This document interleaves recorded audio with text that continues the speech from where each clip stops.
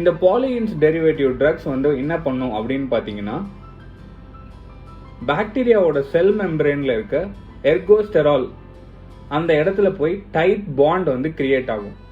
இது கிரியேட் ஆகிறது மட்டும் இல்லாமல் அந்த செல் மெம்பரேன்ல சின்ன சின்ன போர்ஸும் ஒரு சேனல்ஸும் கிரியேட் பண்ணி விட்டுரும்.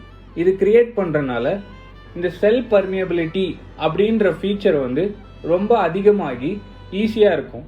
ஸோ தட் என்ன ஆகும்னு பார்த்தீங்கன்னா, இந்த செல்லில் இருக்க இன்ட்ரா செல்லுலார் கண்டென்ட்ஸ், இந்த செல் மெம்பரேனுக்கு உள்ளே இருக்க கண்டென்ட்ஸ் எல்லாமே அந்த ட்ரக் கிரியேட் பண்ண போர்ஸ் ஆர் சேனல்ஸ் வழியாக சீக்கிரமாக வெளியே லீக் ஆகிறனால செல் டெத் நடக்கும்.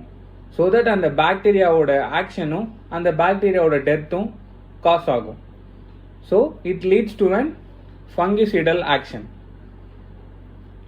இதுதான் பாலியின்ஸ்